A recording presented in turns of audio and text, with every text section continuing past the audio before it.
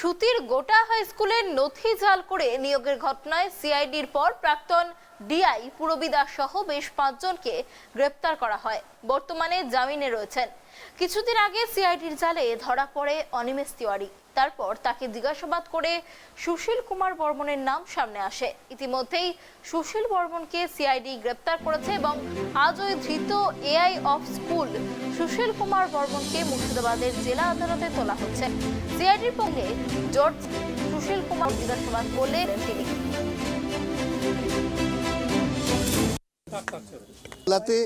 Schools এবং আরও কিছু কর্মকর্তা ডিআই অফ স্কুলসের ডিপার্টমেন্টে তার অ্যারেস্ট হয়েছিল। একজন হেডমাস্টার মশাই তিনি অ্যারেস্ট হয়েছিলেন।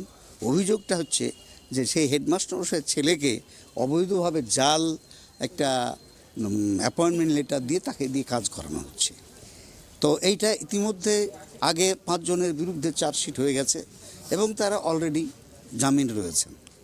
এখন আফটার ফাইলিং চার্জশিট ওরা আবার একটা সাপ্লিমেন্টারি চার্জশিট দিয়ে বলছেন যে এই যে সুশীল বণিক উনি হচ্ছেন অ্যাসিস্ট্যান্ট ডিস্ট্রিক্ট স্কুল ইন্সপেক্টর সুশীল বর্মন এবং তিনি নাকি এই যে যিনি জাল অ্যাপয়েন্টমেন্ট নিয়ে কাজ করছেন তার স্যালারিটা উনি দিতেন এবং তার কাছে এই সমস্ত ডকুমেন্টস আছে।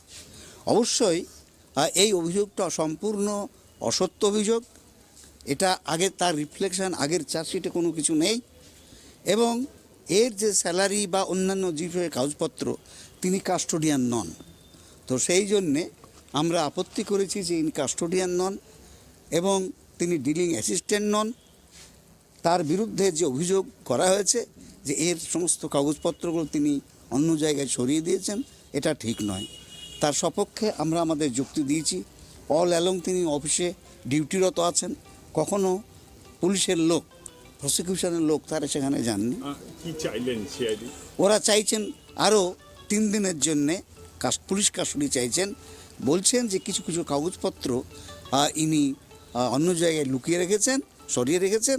একে আমরা যদি পুলিশ কাস্টডিতে পাই, আমাদের কাস্টডিতে, তাহলে সেই সমস্ত কাগজপত্রগুলো প্রমাণগুলো পাওয়া সম্ভব হবে। এটা হচ্ছে বক্তব্য।